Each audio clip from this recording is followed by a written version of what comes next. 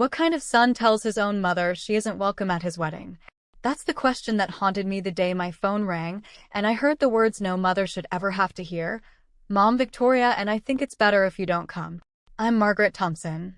Most people call me Maggie, and at 68 years old, I thought I had endured the worst life could hand me. I buried my husband Frank just over a year ago, after 42 years of marriage. I manage diabetes every day, and I spend most nights alone in a house filled with memories.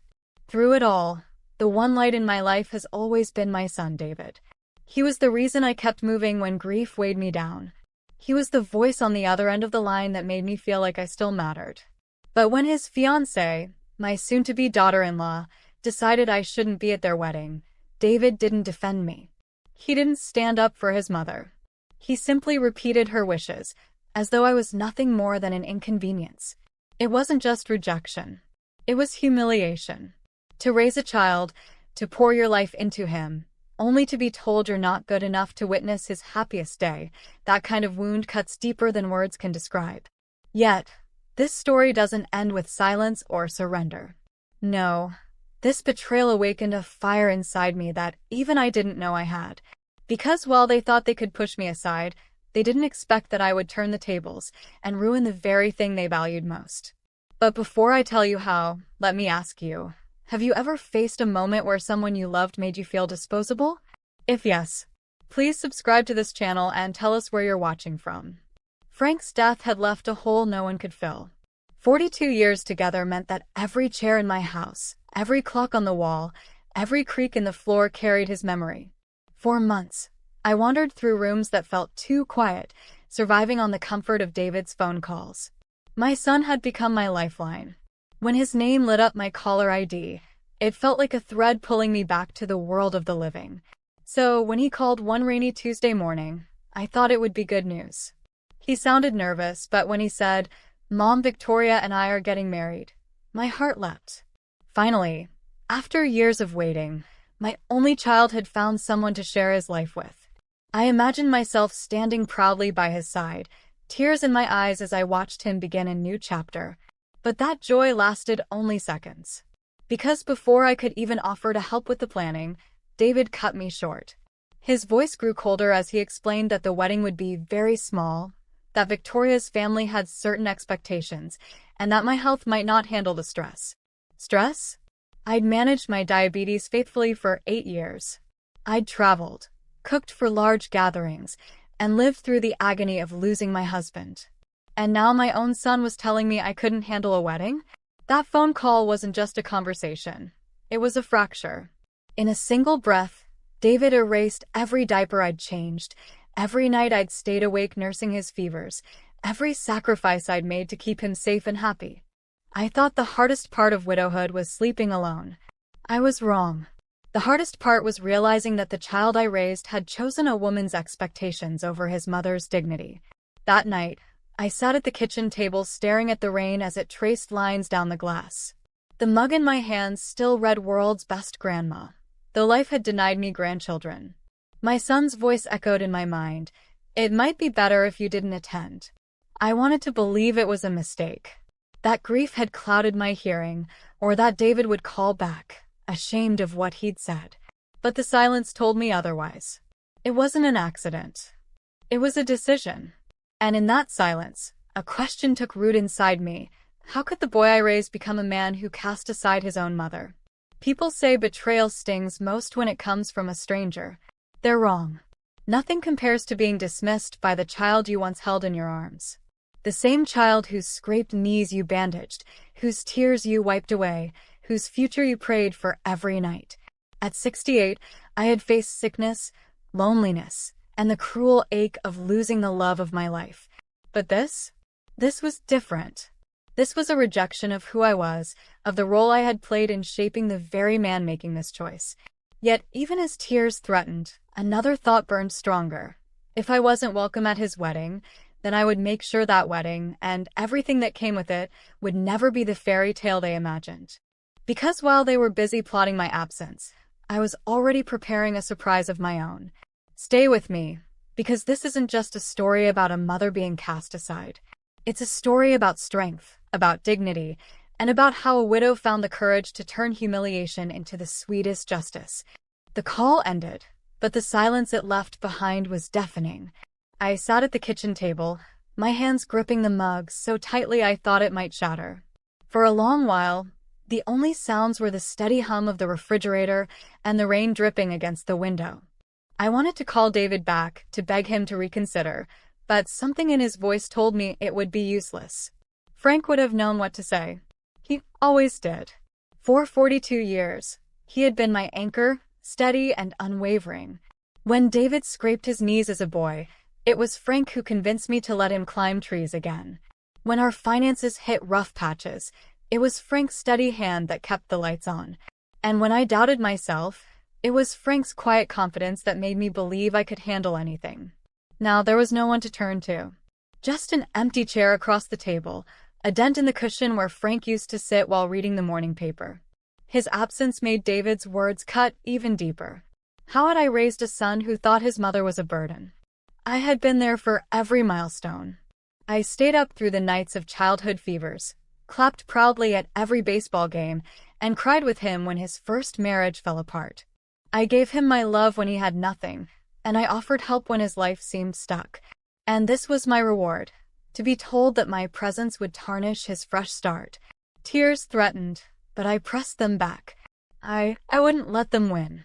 Not Victoria with her cold smiles, not even David with his sudden distance. Still, my chest ached with something worse than grief, shame.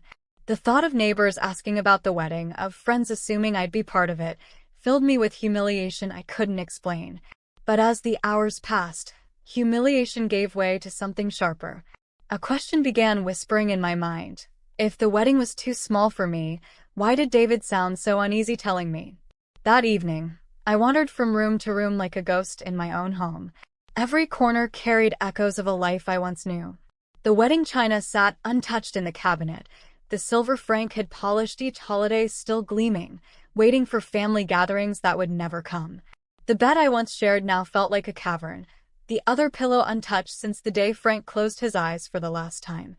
I thought about the life I had poured into David. The sleepless nights when he was sick, the scraped knees I kissed better, the birthday cakes I baked even when money was tight. I remembered cheering in the bleachers at his games, even when my throat ached from shouting his name. And when he went through his divorce, when he called me broken and ashamed, I was the one who answered. I reminded him that failures don't define a man, that he was stronger than the storm. Yet now, when the moment came to celebrate his new beginning, I wasn't considered worthy of a seat. I wasn't asked to share in the joy. Instead, I was painted as fragile, as though my very presence would bring shame or discomfort. I replayed the call over and over, listening not just to David's words but to what sat between them. The pauses, the muffled whispers in the background. Victoria's voice, faint but clear enough to sense her influence. He wasn't just delivering bad news. He was following instructions. That realization stung more than anything. David had always been his own man, or so I thought. Now, it seemed my son had become a puppet, with strings pulled by the woman standing beside him. I lay awake long after midnight, the clock ticking on the nightstand like a drumbeat of betrayal. My diabetes monitor beeped, reminding me to check my levels, but I ignored it. Numbers couldn't measure this kind of hurt. Somewhere in the silence, doubt turned into suspicion. Something wasn't right. A wedding too small for a mother but big enough for others? A son whose voice cracked under the weight of lies? No, there was more to this story, and I was going to find it. The following days passed slowly, each one heavier than the last. I tried to keep myself busy, folding laundry that didn't need folding, wiping counters that were already clean, rearranging knickknacks that Frank had loved. But no matter how I distracted myself, the sting of that phone call lingered. When neighbors stopped by during their evening walks, they asked cheerful questions. So, when is the big day? Or, do you have your dress picked out yet? I forced a smile and mumbled vague answers. I couldn't bring myself to tell them the truth, that my own son's wedding would happen without me. At church on Sunday, the choir's hymn about family unity nearly broke me. I gripped the pew so tightly my knuckles whitened, whispering silent prayers not for strength but for understanding. How had the boy who once clutched my hand on the first day of school grown into a man who could cast me aside so easily? Yet beneath the sorrow, a spark was catching fire. I remembered Frank's voice whenever I doubted myself. Maggie, don't just accept things that don't make sense. Look closer. Ask questions. The more I thought about David's excuses, the less they held together. If the wedding was tiny, why did he sound nervous delivering the news? Why mention Victoria's family's expectations, as though my presence would somehow break their image? And why bring up my diabetes, something I had managed with discipline for years, as though it made me incapable of sitting through a ceremony? It felt rehearsed, like a script fed to him by someone who wanted me out of the picture. Victoria. She barely spoke to me at family dinners, rarely looked me in the eye, and always carried herself as though she were the one granting favors by being present. I had brushed it off as shyness or pride. Now I wasn't so sure. The grief in my chest was still raw, but it began to mingle with something else, curiosity. Perhaps even defiance. Because if my absence was meant to keep me ignorant, then I couldn't shake the feeling that ignorance was exactly what they were counting on. I didn't know it yet, but my questions were about to lead me to a discovery far worse than exclusion. And once I found it, there would be no going back. 3 days after the call that broke me, I found myself scrubbing Frank's old desk. Cleaning had always been my way of coping, as though polishing wood or dusting shelves could somehow order the chaos in my heart. That desk had sat untouched for over a year, its drawers still filled with tax papers, pens that no longer worked, and the faint smell of Frank's cologne. It was there, tucked behind a stack of faded envelopes, that I discovered it. A cream-colored card with my name written in elegant script. My pulse quickened as I pulled it free. It was an invitation. Not just any invitation. The invitation. David and Victoria's wedding at the Sentinel Hotel. The very wedding I had supposedly been too fragile to attend. My name wasn't excluded. It was right there, printed as though I were expected. But as I read further, the ache in my chest turned into something sharper. The event wasn't tiny or exclusive, as David had claimed. It was a reception for 50 people, with an engagement photo of the couple beaming on a waterfront, looking as though joy itself had chosen them. And at the bottom, in small print, a line that made my blood run cold. In lieu of gifts, the couple kindly requests contributions to their honeymoon fund. My hands shook. A honeymoon fund? In Italy, no less. The trip David had gushed about while reminding me how expensive it was. The very trip he suggested I would only hear about through pictures. So why had this invitation been hidden in Frank's desk? Why had my son lied about the size of the wedding while secretly asking others to pay for their luxury trip? The betrayal was no longer just emotional. It reeked of calculation. My son hadn't merely pushed me aside. He had lied. And if he could lie about something as sacred as his wedding, what else was he keeping from me? For the first time since Frank's passing, anger began to replace grief. And anger, I realized, had a way of sharpening the mind. I didn't wait. My hands were trembling as I picked up the phone and dialed David's number. When he answered, his voice was calm, almost casual. "Mom? Is everything okay? You sound upset." "David," I said, forcing my words to stay steady, "I found something in your father's desk. An invitation. To your wedding. With my name on it." The silence that followed was so long I thought the line had dropped. I pressed the phone closer, waiting for a denial, an explanation, anything. Finally, he spoke. "Mom, I can explain." "Explain what? That you told me the wedding was tiny? That it was too much for me? And yet here it is in black and white, 50 guests, a reception, and a request for money." His voice dropped to a whisper. "It's complicated." "No, David. It isn't complicated at all. You lied to me. You made me believe I wasn't wanted, when clearly you had room for dozens of people. What was I supposed to think? That I didn't deserve to be there?" I could hear her then, Victoria. Muffled, but present, her sharp tone in the background. David's words stumbled over hers. "Mom, please calm down." Victoria thought. Victoria thought what? That I'd just swallow this? That I'd stay home quietly while you celebrated without me? Another pause, another faint argument beyond the receiver. His voice returned, weaker now. "The invitations went out before we finalized the list. That's why you got one. Things changed. Changed. I repeated. My heart hammered in my chest. David, I am your mother. Since when does my presence at your wedding depend on a guest list? He didn't answer. Instead, he sighed heavily. I can't talk about this right now. We'll discuss it later. And before I could press further, the line went dead.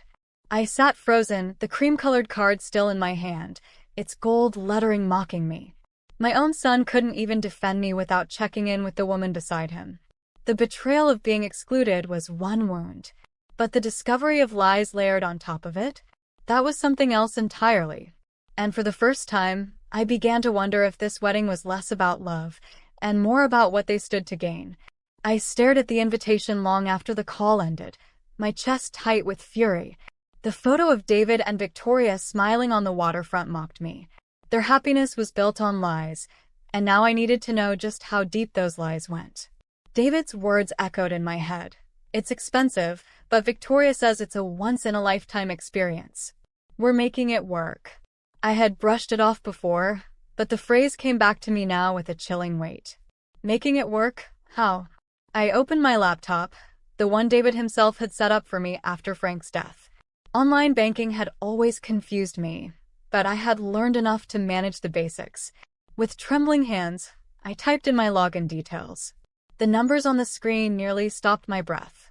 Transfers, regular ones, neatly scheduled on the 15th of each month. $500 moving from my savings account straight into David's checking. 6 months of it all automatic. That was $3,000 right there. Scrolling further, my heart sank. There were other withdrawals too, $300 in January for a car repair, $450 in February labeled medical, nearly $600 in March for emergency rent.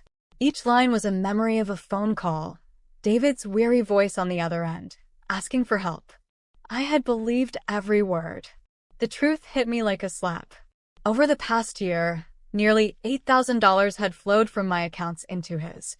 $8,000 that had vanished while I told myself I was being a supportive mother. And for what? To be excluded from the very wedding my money was helping to fund. To sit alone in my house while my son toasted with champagne I had unknowingly paid for. My blood sugar monitor beeped at my side, warning me that the stress was pushing my levels up, but I ignored it. What number could possibly measure this betrayal? For the first time, I wondered if David's kindness after Frank's death, helping me with finances, walking me through forms I didn't understand, had been less about love and more about opportunity. Had my grief made me blind to the possibility that my own son was using me? I closed the laptop and pressed my hands to my face. This wasn't just exclusion anymore. This was theft hiding under the mask of family loyalty. And I was done being blind. I needed someone to talk to, someone who could help me make sense of the numbers staring back at me. My sister-in-law lived miles away, and my friends at church were already burdened with their own troubles. That's when I thought of Janet Morrison, my neighbor 2 houses down. Janet was 73, sharp as a blade, and had spent decades managing a bank branch before retiring. If anyone could untangle this mess, it was her. Clutching the invitation in one hand and my bank statements in the other, I walked to her door. She took one look at my face and ushered me inside. "What's happened, Maggie?" she asked, concern tightening her brow. The words poured out of me. The phone call, the lies about the wedding, the hidden invitation, the money transfers. Janet listened quietly, her lips pressed into a thin line. When I finally finished, she leaned forward. "Maggie," she said slowly, "this isn't just your son taking advantage of kindness. This is something bigger. It's called elder financial abuse." The phrase made my stomach clench. Abuse? Yes, Janet said firmly. When adult children, or anyone, systematically take money from older relatives, often while isolating them or making them feel powerless, that's what it is. You've been grieving, vulnerable, and he's been using that to siphon off your savings. And with Victoria pushing to keep you away, I suspect she's in on it too. I wanted to argue, to defend David, but the truth was sitting in black and white across my bank records. And Janet was right. This wasn't one slip or one desperate request. It was a pattern. What should I do? I whispered. First, stop the transfers immediately. Then gather every piece of evidence you can. Don't let them know what you've discovered. Not yet. You need to understand the full scope before you decide your next step. I walked home with my head spinning.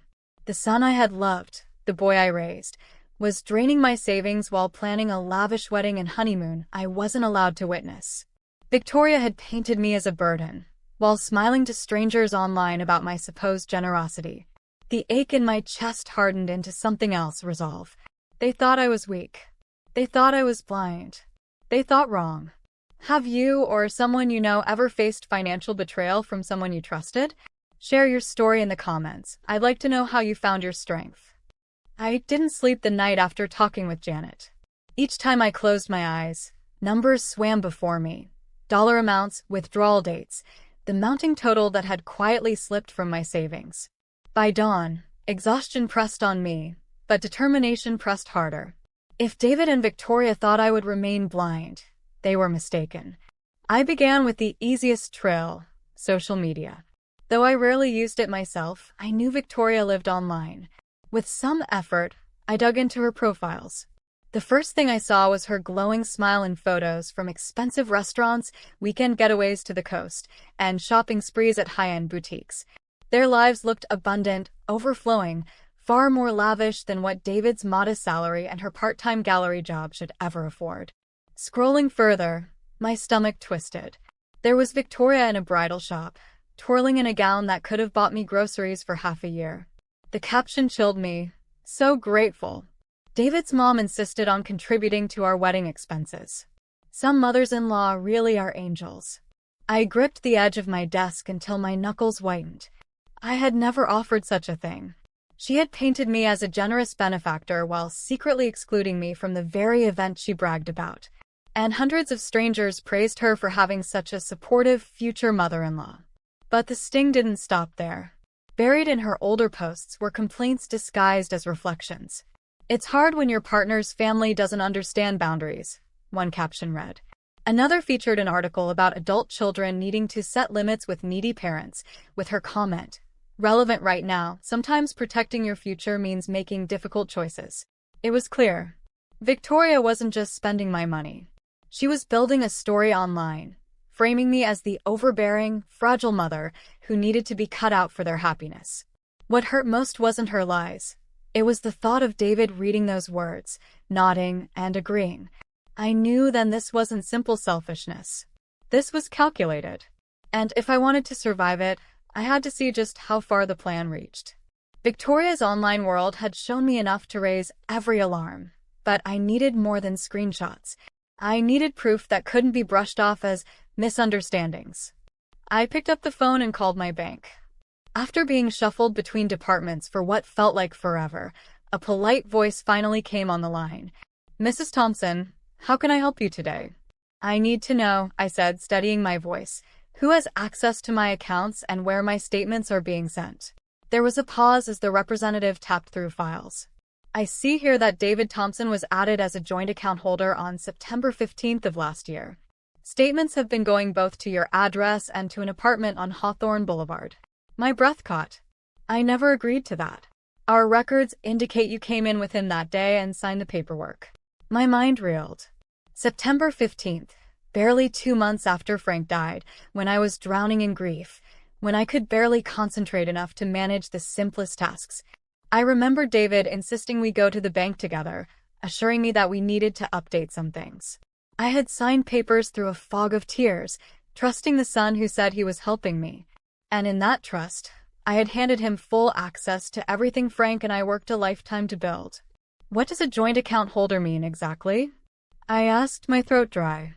"It means he has equal rights to withdraw funds, transfer money, request statements, and authorize payments, just as you do." Equal rights. In the eyes of the law, David hadn't been stealing. He had been spending what was legally his. The room spun as the representative listed off recent activity. Thousands transferred to accounts I didn't recognize, payments to luxury vendors, cash withdrawals all over the city. Nearly 4,000 gone in just the past month. I thanked her and hung up, my hand shaking as I placed the phone down. My son hadn't just borrowed. He had taken control. And all because I had signed a piece of paper when my grief blinded me. This wasn't help. This was betrayal dressed as protection. I sat staring at the bank records, but it wasn't just numbers that tormented me now. It was Victoria's words. Her posts painted me as needy, clingy, unable to let go. Strangers I had never met encouraged her in the comments. Set boundaries. Protect your future. Don't let anyone guilt you into decisions. Each line struck like a lash across my back. To the world, she had cast me as the villain of their love story, the obstacle they bravely had to overcome. And David, my David, stood by while she told the world I was nothing more than a problem to be managed. Scrolling deeper, I found more proof of the narrative she was weaving. An article about financially irresponsible parents, posted in February, captioned, "Exactly what we're going through." Another about toxic family members who sabotage weddings, with her comment, "You have to put your new family first." It was all there, months of carefully building a case against me, not in a courtroom but in the court of public opinion. By the time their wedding arrived, anyone who asked why David's mother wasn't present would already believe the story Victoria had prepared. I was unstable, overbearing, too fragile to handle joy.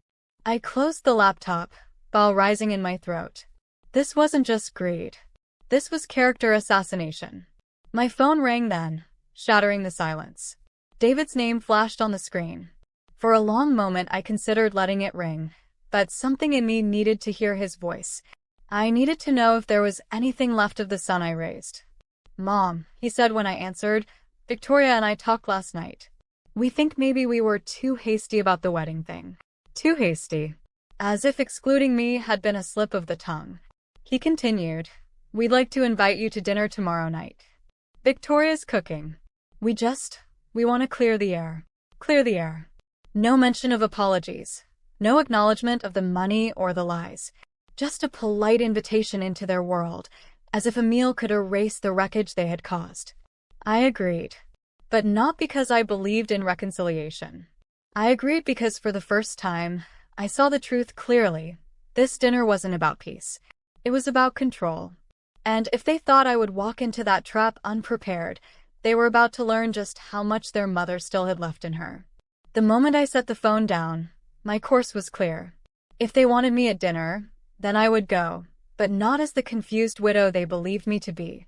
Frank used to tell me, "Maggie, when people underestimate you, that's when you hold the most power." For the first time since his death, I understood what he meant. I pulled out a notebook and began writing. Every transfer, every withdrawal, every suspicious charge I could trace. I printed copies of Victoria's posts, highlighting her captions about boundaries and toxic parents. I even saved the photo of her in that gown, where she claimed I had insisted on paying. If they wanted to spin a story, then I would collect the truth, line by line, word by word. Janet stopped by later that evening, bringing a plate of cookies. She noticed the papers spread across my table. "Good," she said firmly. "Document everything. They'll deny it, but you'll have the evidence." Her voice gave me courage. I wasn't just an old woman fumbling through grief. I was a wife who had shared 4 decades of loyalty, a mother who had raised her son through hardship, and now, whether David liked it or not, a fighter. The more I gathered, the more my anger crystallized into focus. I called the bank again, asking about the process of closing joint accounts. The representative explained it would take time, but I could at least freeze large transactions immediately. By the end of the call, I felt steadier. They could no longer siphon my money freely. As night fell, I placed all the papers in a folder and slid it into my purse. Tomorrow, I would walk into that apartment armed not only with facts but with resolve. They thought I was frail, too sentimental to challenge them. But I had survived the loss of my husband. I had managed illness, loneliness, and nights so quiet they pressed on my chest. Compared to that, facing 2 schemers who fed off deceit would not break me. They had invited me to dinner thinking they could mold me. Instead, they had opened the door for a reckoning. I whispered to myself as I turned off the lights, "Frank, I won't let them win. Not this time." And with that vow, I prepared for the battle ahead. The evening of the dinner arrived with the weight of a storm. I dressed carefully, choosing a modest navy dress Frank had always said made me look strong. I tucked the folder of documents into my purse, The bank statements, copies of Victoria's posts, and the wedding invitation I had found hidden away. This wasn't just dinner. This was the battlefield. When I arrived at David and Victoria's apartment, the smell of rosemary chicken filled the air. Victoria greeted me with a smile so polished it nearly gleamed. "Maggie, we're so glad you came," she said, kissing the air beside my cheek. Her eyes, however, were cold. David looked nervous, pacing behind her with a bottle of wine. "Mom, sit down. Let's just enjoy a meal together, okay?" I sat, folding my hands calmly in my lap. The table was set beautifully. Candles, china plates, crystal glasses. But the tension sat heavier than the meal they served. For a while, we exchanged pleasantries. David asked about my health, Victoria commented on my dress, and I nodded politely, all while waiting for the moment I knew would come. And sure enough, halfway through the main course, Victoria cleared her throat. "Maggie," she began sweetly, "David and I have been talking about something important. You know how weddings can be expensive. Well, we've decided to host a little celebration before the big day. An engagement party." I raised an eyebrow. An engagement party? I thought the wedding itself was the celebration. "Oh, this will be special," she pressed on, her smile tightening. "Just close friends, a few family members. Nothing too extravagant. But it would mean the world to us if you could help cover the costs. You've always been so supportive and," she paused, placing her hand on David's arm, "it would bring us closer together." David wouldn't meet my eyes.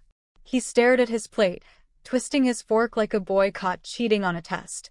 I felt the heat rise in my chest, but I forced my voice to remain steady. "So let me understand.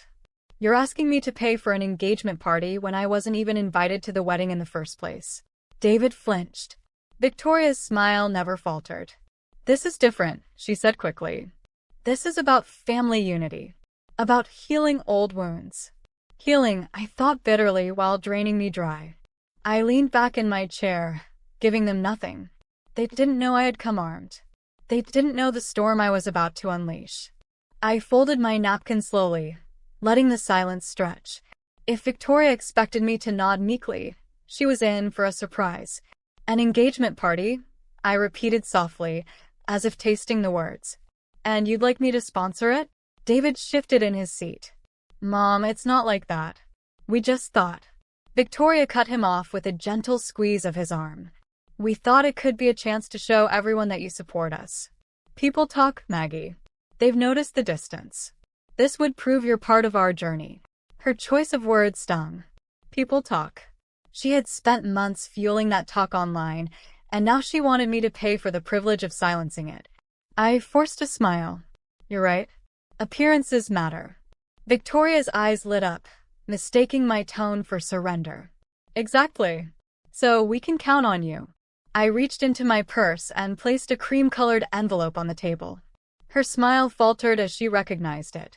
"Funny thing," I said lightly. "While tidying Frank's desk, I found this. An invitation. My name printed right here, as though I were expected to attend. 50 guests, a full reception, honeymoon contributions at the bottom. Yet you told me there wasn't room for me." David's face went pale. "Mom." Victoria jumped in, her voice syrupy. "That was a mistake. The invitations were printed before we finalized the list. It wasn't personal." "Not personal?" My voice hardened. "You hid it in my late husband's desk. You wanted me to believe I wasn't worthy of a seat. But clearly there was space for 50 others." David's fork clattered against his plate. He rubbed his temple, avoiding my eyes. "Mom, please, let's not do this tonight." "Oh, we're doing it," I said firmly. "Because you didn't just cut me out of your wedding. You used me to pay for it." Victoria's smile dropped, replaced with a flash of irritation. "That's ridiculous. We've worked hard for everything we have." I leaned forward. "Hard work? Or withdrawals? Because my bank records tell a different story. Would you like to see them?" The room fell silent. The candles flickered between us, casting long shadows across faces that were no longer confident, no longer polished. For the first time, I saw fear in Victoria's eyes. And I was only just beginning. I reached into my purse again, this time pulling out a neatly clipped stack of papers. I set them down beside the invitation, the sound sharp against the polished wood.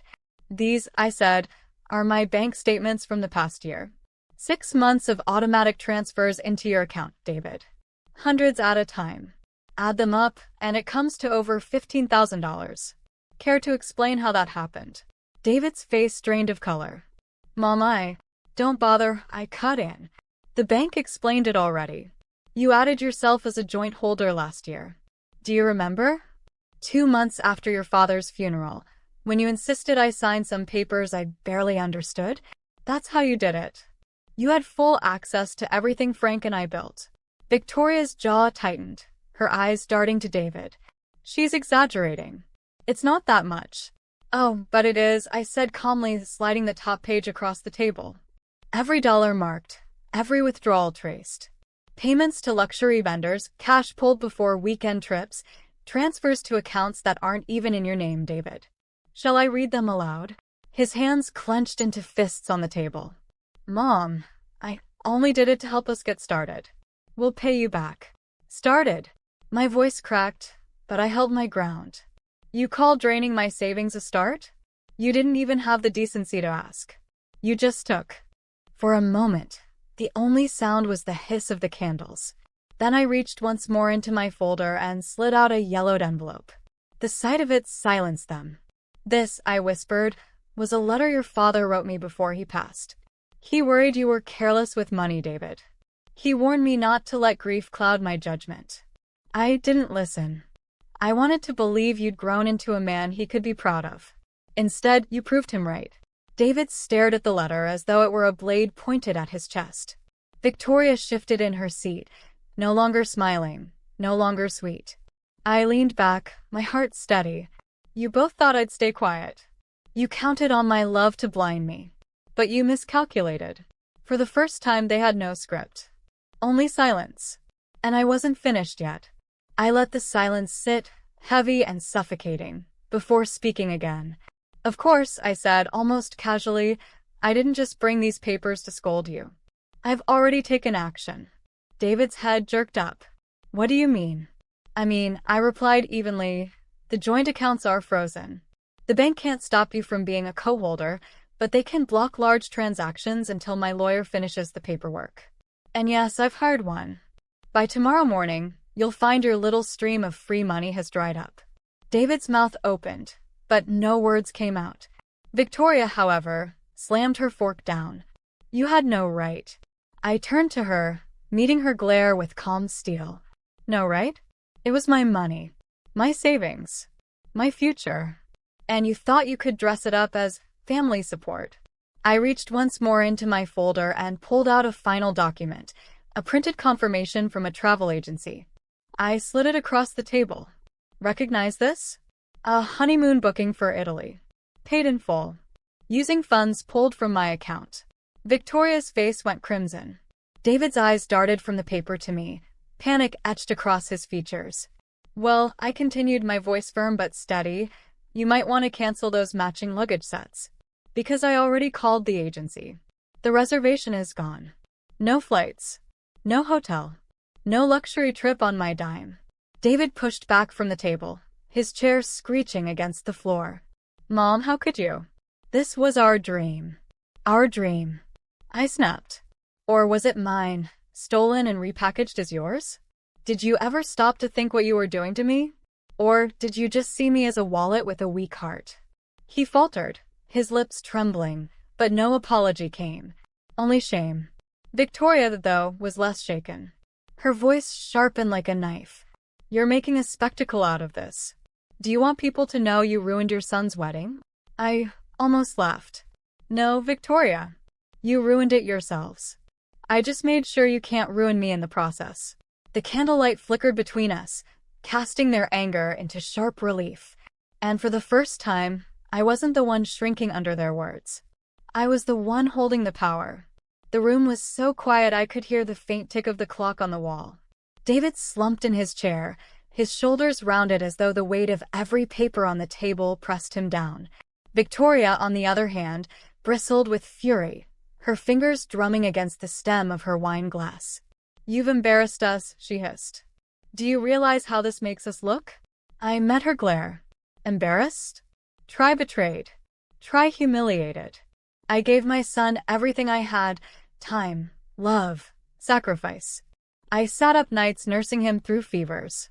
I cheered in the rain at his games. I paid for his schooling when Frank and I barely scraped by. And how did he repay me? By stealing from the hand that fed him. David's lips parted, but no words came. His eyes shimmered with something between shame and disbelief, as though only now realizing the full extent of what he'd done. "Mom," he whispered finally. I didn't think it would go this far." I leaned forward, my voice steady. "It went exactly as far as you let it. You had choices, David. And every time, you chose to take from me rather than stand on your own feet. Your father warned me. He saw the signs. I didn't want to believe him, but tonight proves he was right." His head dropped into his hands. For a fleeting moment, I saw the little boy he once was, the one who cried when his kite tangled in a tree, the one who clung to my leg on his first day of school. But that boy had grown into a man who had traded loyalty for convenience. Victoria rose abruptly, her chair scraping. "This is pointless. She's not giving us what we need. Let's go." David didn't move. He stayed seated, staring at the stack of papers, the cancelled honeymoon confirmation, the letter from his father. His silence was louder than any protest. I stood, gathering my folder. My heart pounded, but it wasn't from fear, it was from freedom. You both invited me here thinking you could corner me into paying for another party. Instead, you've been unmasked. My accounts are safe. My lawyer is ready. And my dignity, well, that's something you'll never take again. I turned to leave, pausing only once at the doorway. "David, you'll have to live with the choices you've made. I pray one day you'll remember the man your father hoped you'd become. Until then, I'm done being your victim." And with that, I walked out, the sound of my heels echoing down the hall like the closing of a door that would never open again. Imagine if you were in my shoes. Would you forgive your son, or would you cut him off forever? Share your thoughts in the comments below. The night of that dinner marked more than just a confrontation. It marked a turning point. For the first time since Frank's death, I stopped carrying everyone else's burdens on my shoulders. I stopped begging for scraps of respect from people who had already decided I was disposable. David tried calling the next day. 3 missed calls. A voicemail where his voice cracked, slipping between apology and justification. "Mom, I didn't mean for it to get this bad. Victoria just wanted us to start strong. I was only trying to make it work." I listened once, then deleted it. My heart wanted to cling to the boy I once knew, but my mind had learned its lesson. Love without respect is nothing more than weakness disguised as devotion. And I was done being weak. For weeks, the silence between us stretched. At first, it stung like fresh salt in a wound. But as the days passed, that silence turned into space. Space to breathe, space to heal, space to rediscover who I was without their constant shadow looming over me. I found myself back in the garden Frank and I had built together. It had grown wild in my grief, weeds choking out what flowers remained. On my knees in the dirt, I pulled them up one by one. My fingers blistered, my back ached, but with every root I tore from the soil, I felt a little more of the bitterness leave me. Soon I was planting again. Roses along the fence, tulips near the porch, a row of cheerful marigolds where Frank once sat with his morning coffee. Each bud that pushed through the earth reminded me of something vital. Life does not end with betrayal. It doesn't stop with loss. It blooms again, stubborn, resilient, beautiful, if we give it the chance. Neighbors began stopping by, complimenting the colors. I found myself smiling, even laughing, as I explained which flowers reminded me of Frank, which I planted just for myself. The woman who had once felt like a ghost in her own home was gone. In her place stood someone alive again, hands dirt-stained but heart lighter than it had been in years. And that's when I understood. Revenge isn't always loud. Sometimes it's not about screaming or striking back in anger.